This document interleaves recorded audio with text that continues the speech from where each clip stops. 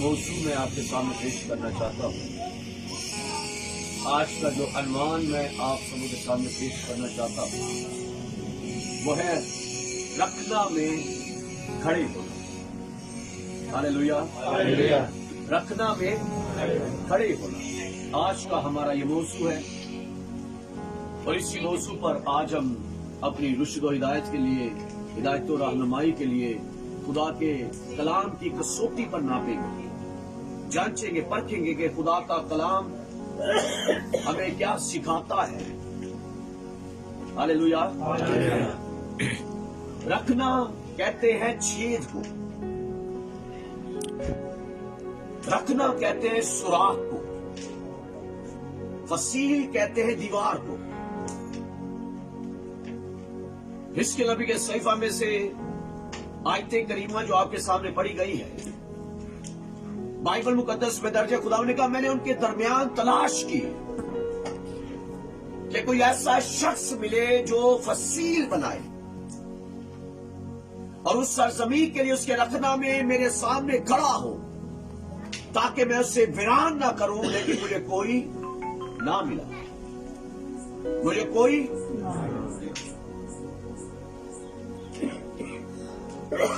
यीशु मसीह ने दो तमसीलें अंजीर के दरख्त के मुतालिक कर,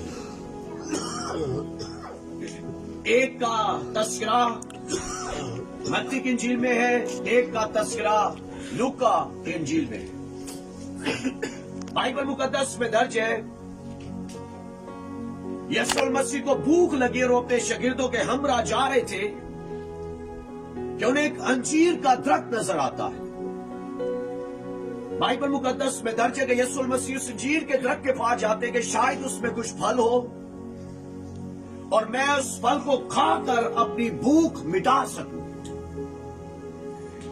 बाइबल मुकद्दस में दर्ज है जैसे ही यीशु मसीह उस अंजीर के दरख्त के पास जाते हैं, उस अंजीर के दरख्त पर सिवा पत्तों के और कुछ ना पाया। अब जब उसके अंदर फल ना पाया तो बाइबल में लिखा है यीशु मसीह ने उस पर लानत की और यीशु मसीह ने कहा आइंदा तुझ में कभी फल ना लगे। और खुदा के कलाम में दर्ज है वो अंजीर का दरख्त उसी वक्त सूख जाता है। एक अंजीर के दरख्त का तस्करा हमें मिलता है जो पाकिस्तान के बीच में लगा था। बाइबल मुकद्दस में दर्ज है पाकिस्तान का मालिक जो है पाकिस्तान में आता है और आकर देखता है कि अंजीर का दरख्त लगा है, वो 3 साल से बेफल है। 3 साल से उस अंजीर के दरख्त में फल नहीं लगा। मालिक जो है बागबान से कहता है इस अंजीर के दरख्त को उखाड़ फेंक, ये जमीन को भी क्यों रोके है। बागबान ने मालिक से कहा मालिक 1 साल इसे और रहने दे, आगे तो फला तो ठीक है वरना इसे उखाड़ फेंकेंगे। अब यहां पर एक सवाल हमारे जहनों में गर्दिश करता है, वो ये है कि ये दोनों अंजीर के दरख्त हैं, दोनों ही बेफल है, दोनों में फल नहीं लगा। एक पर लानत की जा रही है, दूसरे को छोड़ा जा रहा है। अब यहां पर बेइंसाफी नजर आ रही है। इंसाफ तो यह था दोनों को उखाड़ दिया जाता। एक पर लानत की जा रही है, दूसरे को छोड़ा जा रहा है। यहां पर बेइंसाफी नजर आ रही है। याद रहे जिस पर लानत की गई, जब मालिक उस पर लानत करने लगा कोई शिफायत वाला मौजूद नहीं है। जिसको छोड़ा गया है फर्क सिर्फ इतना है, एक राह के किनारे लगा है, दूसरा पाकिस्तान के अंदर लगा। दूसरी बात, जब मालिक उस पर लानत करने लगा कोई शिफायत वाला मौजूद नहीं है। पाकिस्तान के अंजीर की बचत इसमें हो गई, वो उखाड़ने से इस वजह से बच गया कि बागबान मौजूद है। कैसे बात समझ आ रही है? आमीन। इस अंजीर के दरख्त को क्यों छोड़ा गया? मालिक जब कहते हैं सो उखाड़ दे, ये जमीन को क्यों रोके? बागबान शिकायत करता है मालिक के सामने। बागबान मालिक को कहते हैं मालिक 1 साल से और रहने दे, आगे को फला तो ठीक है, वरना इसे आज तक हकीकत एक पासबान का रुतबा, एक पासबान का मुकाम ही आपको मुतारुफ करवाना चाह रहा। Hallelujah, hallelujah, hallelujah, hallelujah. एक पासबान का मर्तबा क्या है, रुतबा क्या है, दर्जा क्या है, हैसियत क्या है खुदा की निगाह में।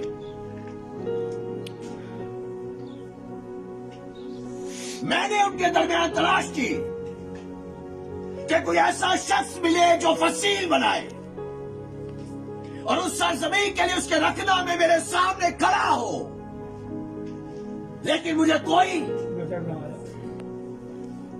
इसलिए मैंने अपना कहर और गज़ब उन पर नाज़िल किया।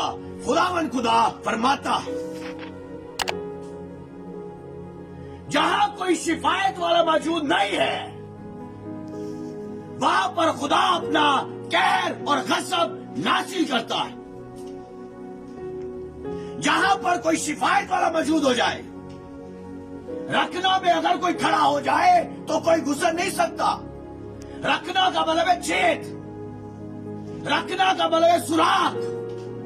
अगर कोई दरवाजा पर खड़ा हो जाए कोई उधर से गुजर नहीं सकता। कोई गुजर उस वक्त सकता है अगर दरवाजा खुला है, जब वहां पर कोई खड़ा नहीं है।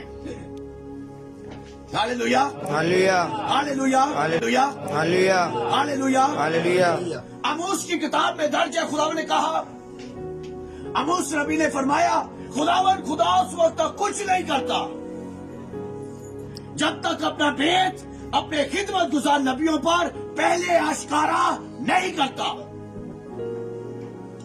खुदा दुनिया में जब भी कुछ करना चाहता है उस वक्त तक नहीं करता जब तक अपना भेद अपने खिदमत गुजार नबियों पर पहले आश्कारा नहीं करता। आमोस इस बात की तायद कर रहा है, तस्दीक कर रहा है, इस बात को आश्कारा कर रहा है हम पर। बाइबल में दर्ज है, आप जब सदूम अमूरा शहर का मुतालिया करें,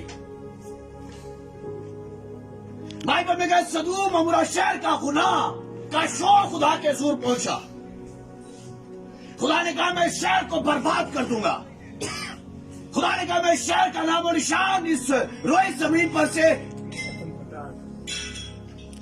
खुदा ने कहा मैं इतना बड़ा काम करने को हूं, क्या इसे अपने बंदा अब्राहम से पोशीदा रखूं जिससे मैं कौम पैदा करने को हूं। खुदा ने कहा मैं इसे बताऊंगा।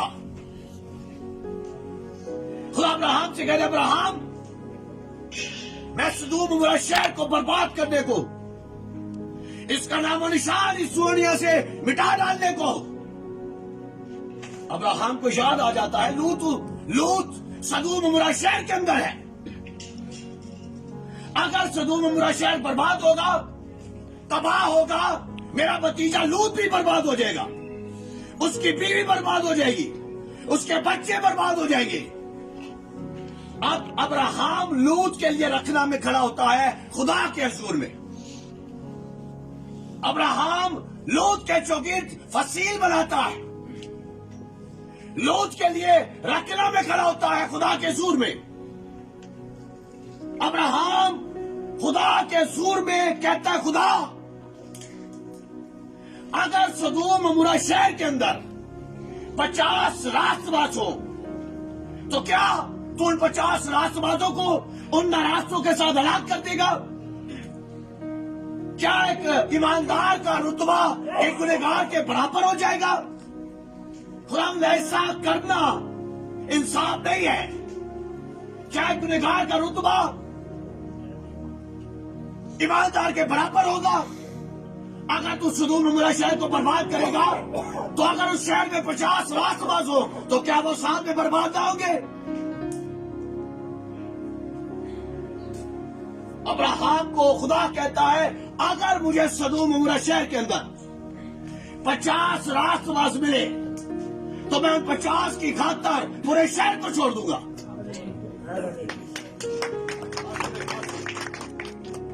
बाइबल में लिखा है, खुदा ने कहा मैं 50 की खातिर पूरे शहर को छोड़ दूंगा। बाइबल में लिखा है, फिर खुदा के सूर अब्राहम कहता है खुदा अगर 45 हो, उसका अब्राहम मैं 45 की खातिर भी पूरे शहर को छोड़ दूंगा। वो कहता है खुदा अगर नाराज ना हो, मैं कुछ और कहूं, अगर वहां पर 40 हो, बाइबल में क्या खुदा अब्राहम से कहते मैं 40 की खातिर भी पूरे शहर को छोड़ दूंगा। बाइबल में क्या अब्राहम फिर कहता है खुदा के सूर, वो कहता है खुदा अगर 30 हो, बाइबल में क्या खुदा ने कहा मैं 30 की खातिर भी छोड़ दूंगा। बाइबल में क्या खुदा के सूर फिर कहता है खुदा नाराज ना हो, मैं कुछ और कहना चाहता हूं, अगर वह 20 हो, बाइबल में क्या खुदा अब्राहम से कहते मैं 20 की खातिर भी पूरे शहर को छोड़ दूंगा। वो कहता है खुदा अगर नाराज ना हो, मैं कुछ और कहूं, मैं कुछ और अर्ज कहूं, उससे कहा अगर 10 हो, तो बाइबल में क्या खुदा अब्राहम से कहते मैं 10 की खातिर भी पूरे शहर को छोड़ दूंगा। लेकिन बाइबल में दर्ज है, सदूम अमोरा शहर के अंदर 10 रास्तबाज भी ना मिले। 10 रास्तबाज भी पूरे शहर के अंदर, और बाइबल में क्या पूरा शहर बर्बाद। लेकिन याद रहे, शहर बर्बाद उस वक्त तक नहीं हुआ जब तक लूत अंदर है। खुदा ने जो लोग भेजे बर्बाद करने के लिए, वो इंसानी रूप में आए और फरिश्ते थे।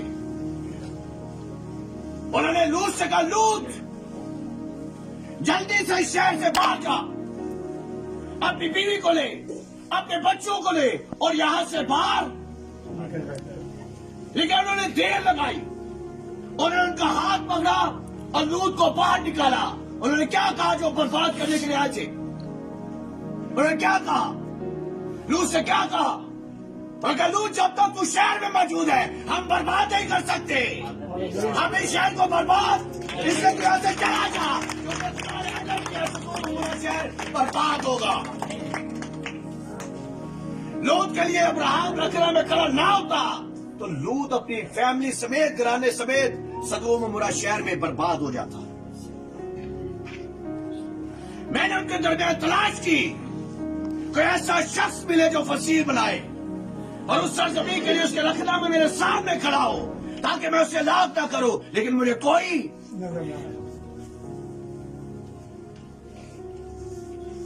Hallelujah, hallelujah, hallelujah. बाइबल मुकद्दस में दर्ज है, मूसा को जब खुदा ने कोई सीना पर बुलाया, मूसा कोई सीना पर आ, मैं तुझसे बात करना चाहता हूं, मैं 10 अहकामात शरीयत तुझे देना चाहता हूं, ताकि जहां तक तू मेरे लोगों को बता सके कि ये क्या क्या करेंगे मैं इनसे खुश होऊंगा, क्या क्या करेंगे मैं इनसे नाराज होऊंगा। 10 अहकामात खुदा ने देने के लिए मूसा को कोई सीना पर बुलाया। बाइबल में लिखा है, बुजुर्ग मूसा 40 दिन और 40 रात कोई सीना पर है। अब नीचे पूरी कौम को मूसा जो है हारून के सुपुर्द करके जाता है। बाइबल में क्या, बनी इस्राएल मूसा के पास, वो हारून के पास आते हैं, आकर कहते हम नहीं जानते, और नारे लगाने शुरू कर देते, यही बच्चा, ये देवता हमें मिस्र की गुलामी से निकाल कर लाया।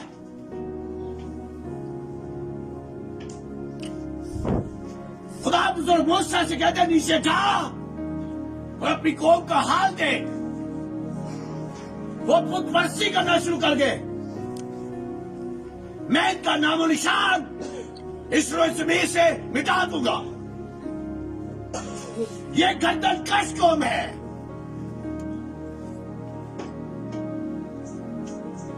मूसा नीचे जा और अपने लोगों का हाल जाकर देख। वो एक देवता की प्रस्तिश कर रहे, एक महबूद की प्रस्तिश कर रहे, उसके हजूर कुर्बानियां पेश कर रहे और नारे लगा रहे हैं शहीद देवता हमें मिस्र की गुलामी से निकाल कर लेकर आया है। खुदा ने कहा मैं इस गर्दन कश कौम का नामो निशान दुनिया से मिटा दूंगा। खुदा बुजुर्ग मूसा से कहते हैं मैं तुझे इससे ज्यादा रोक दूंगा। बुजुर्ग मूसा ने क्या कहा? हाँ इन्हें लाख कर, ये नाफरमानी कर रहे हैं, हाँ इनका नामो निशान दुनिया से मिटा दे, मुझे इनसे ज्यादा लोग चाहिए। बुजुर्ग मूसा ने क्या कहा? वो अपनी कौम के लिए रखना में खड़ा होता है खुदा के सूर में, वो अपने लोगों के लिए शिफायत करता है। खुदा को कहता है खुदा ऐसा ना कर, ऐसा ना कर। गैर को मैं क्यों कर कहे, मिस्री क्यों कर कहे कि इनका खुदा उनके कनान में ने लेकर ना जा सका, व्यापार नहीं मार दिया। तो अपने बंदों को याद कर, इब्राहिम इसहाक और याकूब को याद कर। तूने से वादा किया मैं तुम्हें तेरी नस्ल को वो मुल्क दूंगा जहां दूध और शहद बहता है। खुदा ऐसा ना कर। वो अपनी पूरी कौम के लिए रखना में खड़ा होता है। खुदा मूसा से कहते मैंने मारूंगा, ये गर्दन कश लोग हैं, इन्होंने नाफरमानी की है, ये बुत परस्ती करे, मैंने मारूंगा। बुजुर्ग मूसा अपने लोगों के लिए शिफायत करता है, रखना में खड़ा होता है, दुआ करता है, खुदा नहीं मान रहा। अपने लोगों के साथ मोहब्बत देके बुजुर्ग मूसा की उसे क्या कहा? उसे कहा अगर तुझे भी मारना चाहता है मेरा नाम भी किताब हयात में मिटा दे, मुझे भी इनके साथ मार दे। खुदा कहता है जिसने मेरा गुनाह किया है मैं उसे मारूंगा, तुझे क्यों मारूं? उसने कहा नहीं, मेरा नाम भी किताब हयात में से मिटा दे। खुदा ने क्या कहा? खुदा ने कहा मूसा मैं तेरी खातिर इन्हें मौत की बजाय जिंदगी देता हूं, तेरी खातिर, तेरी खातिर जिंदगी देता हूं। हालेलुया। मैंने उनके दरमियान तलाश की, कोई ऐसा शख्स मिले जो फसील बनाए। हालेलुया। उस सरजमीन में उसके सामने मेरे सामने रखना में खड़ा, लेकिन मुझे कोई जहां कोई नहीं मिलता रखना में खड़ा होने के लिए, शिफायत करने के लिए, मुनाजात करने के लिए, वहां खुदा अपना कहर और गजब नाजिल करता है। लेकिन जहां पर कोई मिल जाए, अगर खुदा ने फैसला कर भी दिया गजब का, तो खुदा उस गजब को अपने बंदा की खातिर टाल देता है।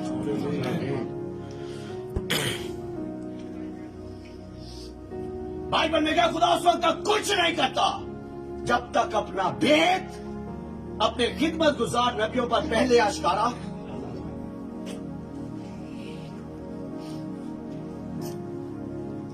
सदोम और शहर को बर्बाद करने को है, अब्राहम को पहले बताया। बनी इस्राइल को बर्बाद करने को है, मूसा को पहले बताया।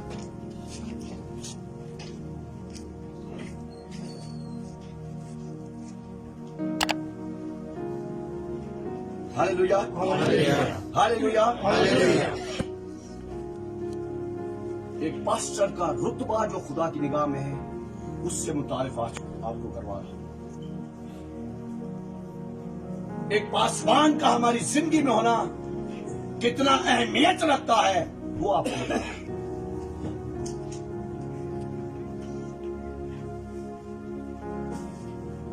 Hallelujah, hallelujah.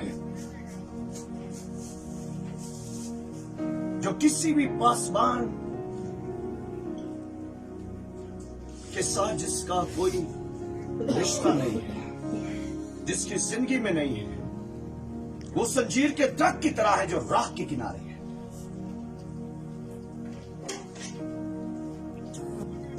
इसे समझने के लिए हम यूं कह सकते हैं, जो भी शख्स कलीसिया में है वो पाकिस्तान के अंदर है, और जो कलीसिया में नहीं है वो राह के किनारे अंजीर के दरख्त की तरह है।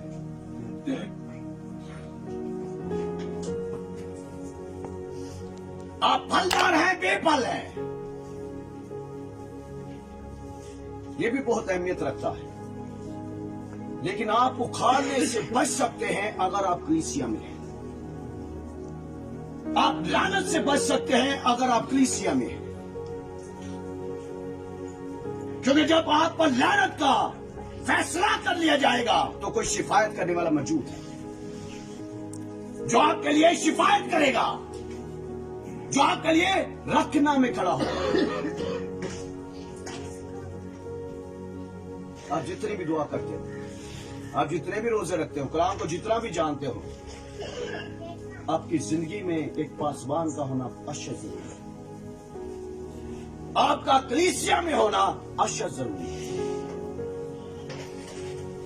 फिर आप महफूज हैं, फिर आप महफूज हैं उस अंजीर के दरख्त की तरह जो था तो बेफल, लेकिन महफूज इसलिए था पाकिस्तान के अंदर था।